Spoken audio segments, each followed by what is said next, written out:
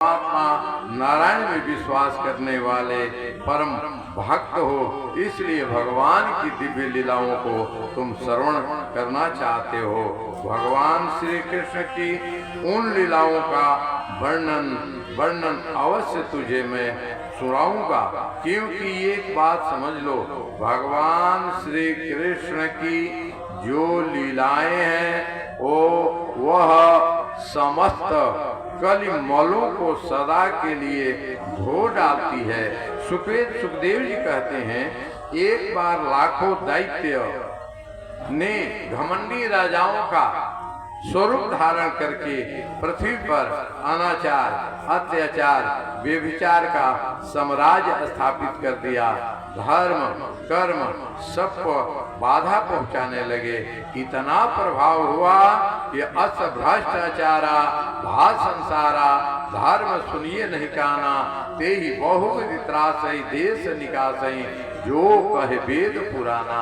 जो धर्म कर्म के पथ पर चलने वाले हैं उनको नष्ट भ्रष्ट करने का ये राक्षसों के द्वारा अभियान प्रारंभ किया गया। ऐसी विकट स्थिति में पृथ्वी माता गाय के रूप में त्राण पाने के लिए ब्रह्मा जी के शरण में गई। देवता, ऋषि, मुनि, राजर्षि, देवर्षि सब गए। ब्रह्मा जी ने कहा, अकेले मैं कुछ नहीं कर सकता, यह इसमें रक्षा तो केवल परमात्मा नारायण हरि ही हमारा कर सकते हैं, नारायण ही कर सकते हैं। अब प्रश्न आया कि नारायण रहते कहाँ है? उस सभा में शंकर भगवान थे। शंकर भगवान ने मुस्कुरा कर कहा, मेरा ख्याल है परमात्मा नारायण सब जगह रहते हैं, ऐसा मेरा अनुभव है, तो प्रकट क्यों नहीं होते? कहा, उनका एक सूत्र है प्रकट होने का, हरि व्यापक सर्वत्र समाना, प्रेम ते प्रकट होई मैं जाना। शिव जी की बात मान करके सबने श्री नारायण की पुरुष सूक्त से स्तुति की। कहते हैं, इस प्रकार से स्तुति से परमात्मा नारायण प्रसन्न हुए। आज जब प्रसन्न हुए तब उन्होंने कहा, तुम सब चिंता मत करो, मैं इस संसार में अपने अंशों के साथ आऊंगा और उस समय तुम अभी से गोकुल वृंदावन में चले जाओ और नाना प्रकार के आप गोपिकाओं का रूप धारण कर लो और वहाँ वसुदेव देवकी और वसुदेव देवकी के यहाँ प्रकट होकर के मैं गोकुल आऊंगा। वहाँ यशोदा नंद बाबा के घर में पहुंचूंगा, वहाँ दिव्य लीलाओं को मैं संपन्न करूंगा। आप सब उसमें मेरी सहभागी बनेंगे। परमात्मा नारायण की कृपा से देवांश सभी जो रूप हैं विभिन्न योनियों में, विशेष रूप से गोपी बालिकाओं के रूप में ये वृंदावन गोकुल क्षेत्र के अंतर्गत प्रकट हो गए। अब परमात्मा नारायण की आने की प्रतीक्षा करने लगे।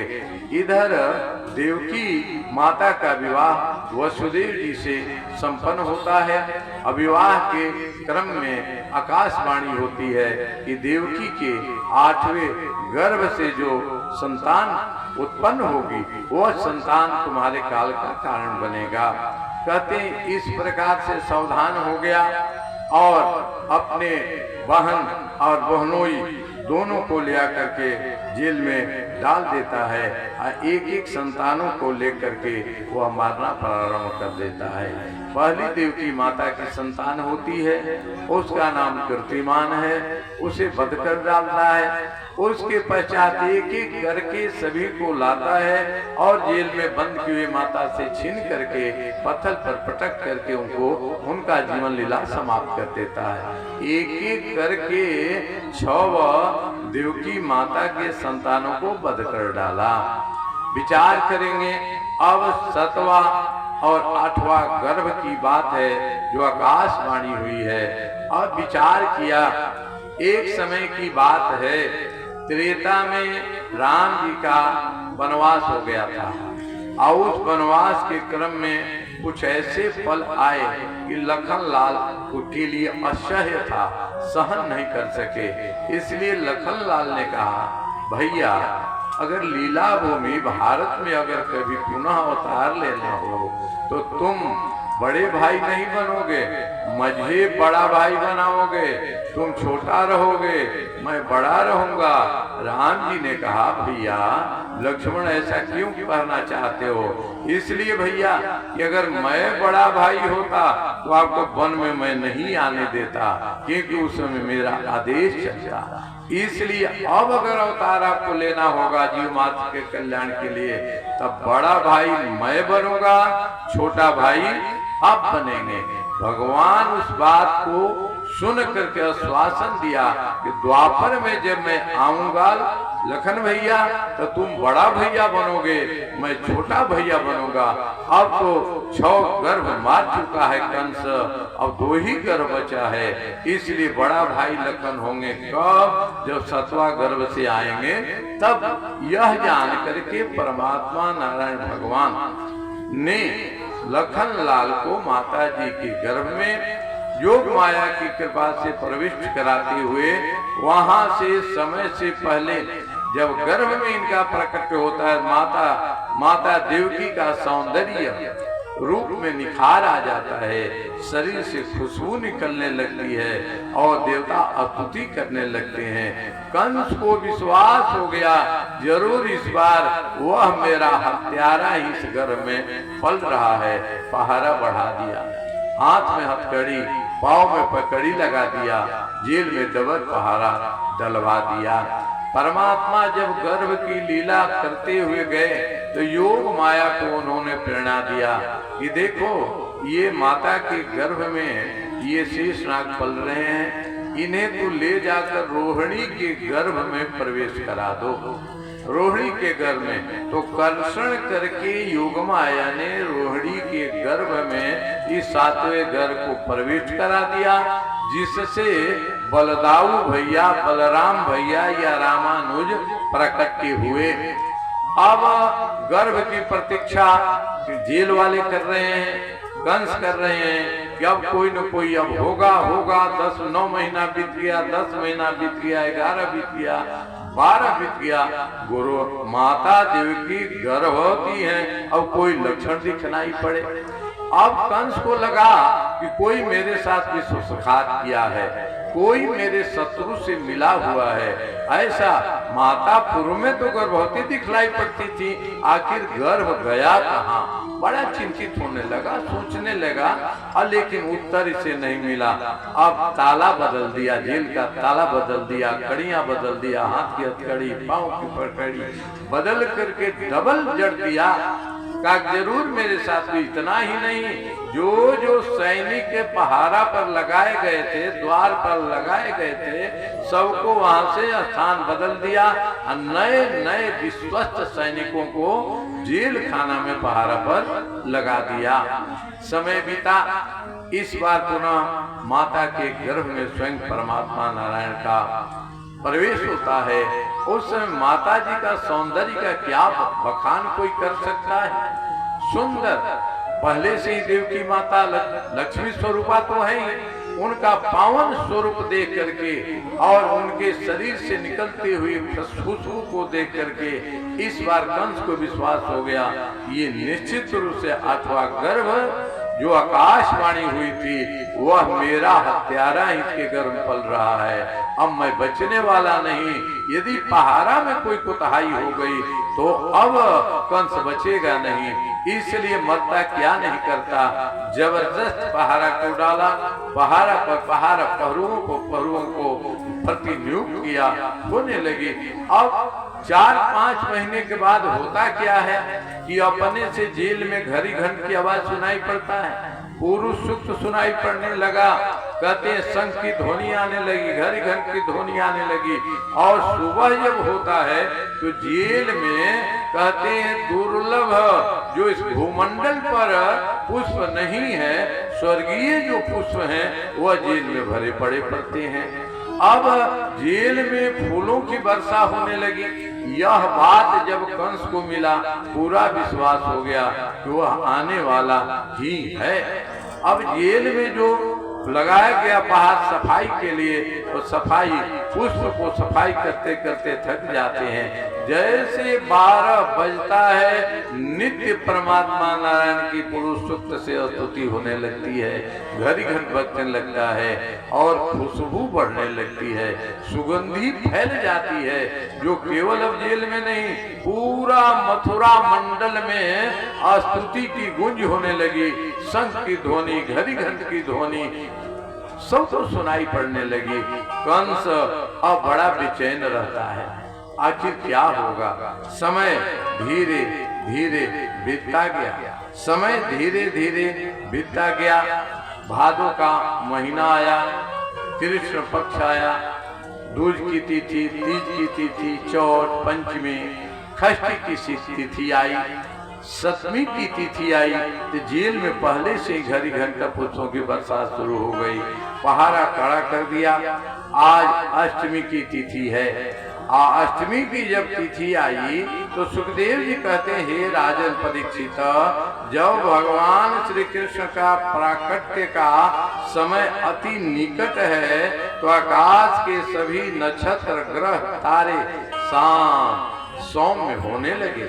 दिशाएं स्वच्छ और प्रसन्नता से जड़ित हो गई। निर्मल आकाश में तारे जगमगा रहे थे। पृथ्वी पर बड़े बड़े नगर, छोटे छोटे गांव, ग्वालों की बस्तियां, हीरे की खदानें मंगलमय हो रही हैं। नदियों का जल निर्मल हो गया। रात्रि होने के बावजूद भी सरोवरों में कमल खिल गया, जबकि कमल दिन में खिलता है, आज रात में कमल खिल गया। क्यों? का कमल नयन आने वाले हैं। वन में वृक्षों की पत्तियां रंग बिरंगे पुष्पों के गुच्छों से लद गई। कहीं पक्षी चहक रहे हैं तो कहीं भंवरे गुनगुना रहे हैं। उस समय परम पवित्र और शीतल मंद मंद सुगंध हवा अपने स्पर्श से लोगों को सुख प्रदान कर रही है। ब्राह्मणों के अग्निहोत्र की जो अग्नियां कंस के अत्याचार और अन्याय से बूझ गई थी, वे अपने अपने अग्नि कुंडों के अग्नियां अपने प्रज्वलित हो गई। भादों का महीना, कृष्ण पक्ष, अष्टमी की आधी रात, रिम झिम वर्षा, बादलों में बिजली का बार बार कौंधना, गर्जना, त्रिविध विहार का चलना। इसी बीच देखते हैं कि वसुदेव जी की हाथ की हथकड़ी खुल गई, पाव की पैकड़ी खुल गई, माता जी भी मुक्त हो गई। देखते देखते देखता एक अद्भुत बालक का दर्शन हो रहा है, जिसके नेत्र कमल के समान कोमल और सुंदर हैं। हाथों में सुंदर एवं विशाल शंख, गदा, चक्र और कमल घुमा रहे हैं। वक्षस्थल पर श्री वस्त्र का चिन्ह है। गले में कौतुक मणि की माला झिलमिला रही है। सुंदर श्यामल शरीर, कोमल मनोहर पीतांबर, बहुमूल किरीट एवं कुंडल कानों में हिल रहे हैं। सुंदर घुघुलाले काले काले केस, अलकावलियां फहरा रही है। कमर में करघनी बहुमूल्य क्रीट एवं कुंडली, सुंदर घुघराले केस के साथ कानों में सुंदर सुंदर क्रीट फूल दिखलाई पड़ रहे हैं। कमर की करघनी की लड़ियां, बाहों में बने बाजू बंद से सुशोभित बालक, अंग अंग से अनोखा छटा बिखराए हुए में मैया देवकी अवसदेव के सामने प्रकट हो गया। बोलिए बाल कृष्ण भगवान की जय। वसुदेव और देवकी ने प्रभु के इस यह दिव्य स्वरूप को देख करके अद्भुत आनंदित होते हैं। उस समय बालक ने कहा, मैया तेरा मेरा नया रिश्ता नहीं है, घबराओ नहीं। पूर्व जन्म में मैं सुतापा नामक तुम सुतापा नाम का प्रजापति आप कृष्ण थे, तब मैं कृष्ण गर्भ से प्रसिद्ध आपका पुत्र हुआ था। दूसरे जन्म में आप दोनों अदिति और कश्यप के रूप में तप किया था, तो आपका पुत्र मैं उपेंद्र नाम से हुआ था। छोटा था इसलिए वामन मेरा नाम पड़ा था। माता जी, पूर्व जन्म में बाबा आप द्रोण थे और माता आप धरा थी।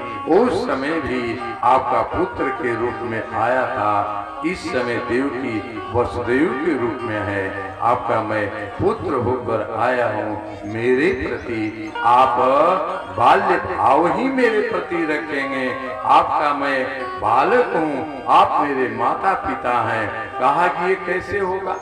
दुनिया वाले विश्वास कैसे करेंगे कि देवकी और वसुदेव के गर्भ से ये 4 भुजा वाला बालक पैदा हुआ है? दुनिया वाला कैसे मानेंगे? आज तक संसार में किसी का बेटा हथियार लेकर पैदा नहीं होता। आप गदा लेकर आए हो, शंख लेकर आए हो, चक्र लेकर के आए हो और कमल हिला रहे हो, ऐसा बालक नहीं होता। ये पीतांबरी पहने हो, तुम्हारा ये बनमाल तुलसी माल दिखलाई पड़ रहा है, ये गहना गतर गतर पहने हो, ऐसे बालक नहीं होते हैं। कहा कैसे होते हैं? कहा कि बालक कैसे छोटे होते हैं, एक एक करके बाह हटा दो, एक एक करके बाह हटाते गए। कहा छोट वस्त्र उतार दो। कहा माँ वस्त्र कैसे उतारो? कहा वस्त्र उतारो, उतारना नहीं है, तुम इतने छोटे हो जाओ कि मेरे गोद में आ जाओगे, वस्त्र उतर जाएगा। भगवान परमात्मा नारायण बाल कृष्ण ने कहा माता जी जो कहना हो एक बार कह दो, छोटा हो जाएंगे तो बड़ा होने में दिक्कत होगी, इसलिए कहा इतना छोटा हो जाओ कि तुम मेरे गोद में आ जाओ। तो कहते हैं कि परमात्मा नारायण अपनी माया से गोद में उनके आ गए और प्रेरणा किया। उस प्रेरणा से वसुदेव जी टोकरी में टोकरी को शब्द आया है, माथे पर लेकर के भगवान की प्रेरणा से निकल पड़े। पहरुआ सो गए हैं, ताले खुल गए हैं, लेकर के चल रहे हैं। कहाँ चलना है? प्रेरणा हुआ है, मथुरा नहीं नंद बाबा के घर गोकुल में चलना है। जैसे जब आगे चलने लगे, अंधेरी रात भादों की, हाथ तो हाथ नहीं सूझता है, तो रास्ता दिखाने के लिए बादल में बिजली कौंधने लगा, रास्ता दिखाए। इंद्र ने सोचा परमात्मा नारायण आ गए हैं तो इनका सम्मान होना चाहिए। रिम झिम वर्षा करने लगे। अब लगा कि भगवान भीजेंगे, ऊपर है बाबा पर। तो श्री जो शेषा अवतार परमात्मा बलराम के रूप में 7वें गर्भ से रोहिणी के गर्भ में आए थे, उन्होंने सोचा मैं बड़ा हूं तो क्या इस समय मैं तो इनका छोटा भाई हूं, रक्षा का वचन दिया है, इसलिए इन पर बादल के बूंदे न पड़े, इसलिए छत्र काटकर उनके पीछे पीछे चलने लगे। जब पीछे पीछे चलने लगे तो यमुना मैया आ गई।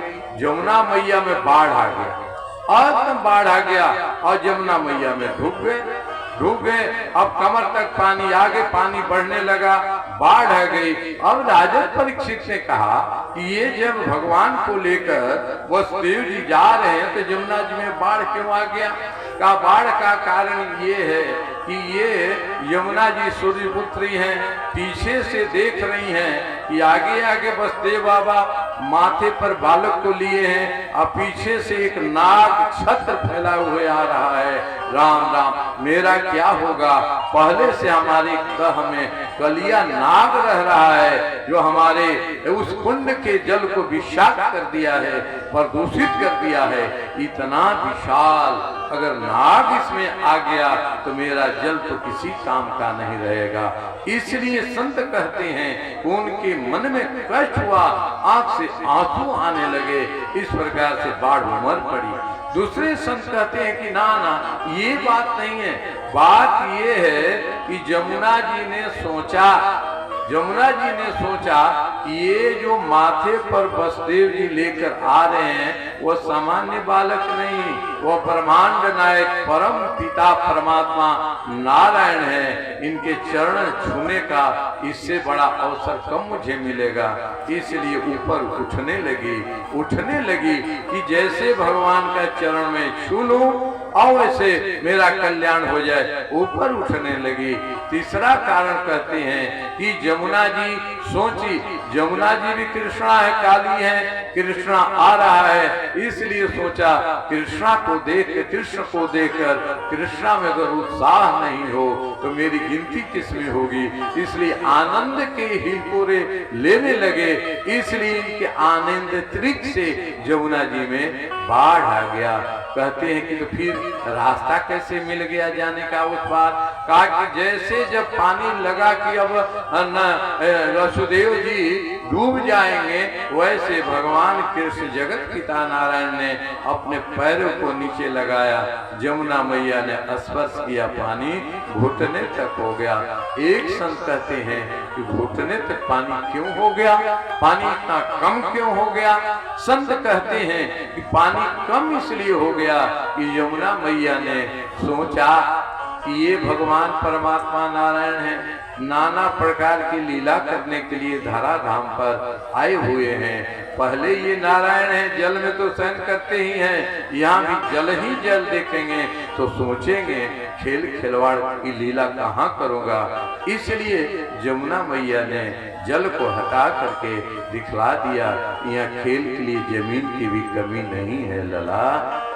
और संत कहते हैं ये नहीं, जमुना मैया ने भगवान से कहा, हे नारायण, भले मैं काली लगती हूँ लेकिन काली नहीं हो, आपको चाहने वाली हूँ। इसलिए हृदय फाड़ करके उन्होंने दिखला दिया। कालिंदी भी भगवान के एक अर्धांगिनी का नाम है। हृदय फाड़ के दिखला दिया। अब स्पर्श करके गए वहां पर। कहते कि ये रास्ता क्यों दे दिया इतने आसानी से? राजा परीक्षित ने कहा, एक बार इतना उफान, एक बार इतना रास्ता दे दिया क्यों? जमुना जी ने सोचा कि जो अभी बालक वसुदेव जी के सिर पर है वह सामान्य बालक नहीं है। त्रेता में यही राम था और उस समय लंका विजय करने के लिए समुद्र को बांध दिया था। मैं अगर इसे रास्ता नहीं देती हूँ तो मुझे भी बांध देगा, इसलिए बंधन से बचना है तो रास्ता देना ही पड़ेगा। संत कई प्रकार की बात करते हैं। जमुना जी में रास्ता मिल गया, रास्ता मिल गया तो बस से भगवान गए। गोकुल में सब सोए हुए हैं। गोकुल में ताला किसी के घर में नहीं लगता है। आज भी कई घरों को हम लोग गए थे, स्वामी जी के साथ घूम कर देखा, क्या आनंद है वहाँ का महाराज। एकदम से ताला खुला हुआ है, मैया यशोदा जी सोई हुई हैं और वहाँ पर ले जा करके लला को इन्होंने सुला दिया। और वहां पर संयोग से ऐसा है परमात्मा की लीला, उनको एक लाली हुई थी, लाली को वहां से उठाया और लेकर के पुनः जमुना जी को वापस आए। और जैसे वापस आए वैसे सब ताला लग गए, पहरुआ जग गए, हाथ की हथकड़ी, पांव की पैकड़ी सब लग गई। लड़की रोने लगी। सब पहरुओं ने कहा, आ गया भाई, आ गया, वह आ गया। दौड़ते दौड़ते हाँफते हुए दूध जा करके कंस से कहता है, हो गया। क्या हो गया? अरे आ गया। कंस दौड़ते हुए हाँफते हुए आता है, जेल खाना में जाता है, देवकी के हाथ से उस लड़की को छीनता है। देवकी मैया बड़ी प्रार्थना करती हैं। देवकी अम्बा कहती हैं, भैया यह तुम्हें तो संदेश हुआ था कि बालक मारेगा। कहा कि नहीं, आकाशवाणी बालक की संतान की हुई थी और संतान का मतलब लड़का भी है, लड़की भी है, इसलिए मैं इसे छोड़ने वाला नहीं हूँ। जबरदस्ती हाथ से छीन करके अन्य बालकों के तरह जैसे धरती पर पछाड़ना चाहता है, उसके हाथ से छलक करके वह बालिका आसमान में उड़ गई।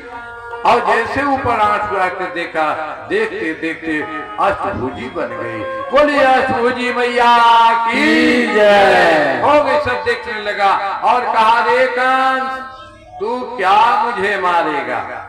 रे कंस तू मुझे क्या मारेगा, तुझे मारने वाला धरा धाम पर आ गया है, तुझे मारने वाला धरा धाम पर आ गया है, तुझे क्या मारेगा। आगे चल करके अदृश्य हो जाती हैं। सुति महाराज सौनकी से कहते हैं और श्री सुखदेव जी महाराज राजन परीक्षित से कहते हैं कि वह योग माया ही परमात्मा की है। योग माया ने कहा कि आपका ये दो काम मैंने किया, इसके बदले मुझे उपहार स्वरूप क्या मिलेगा।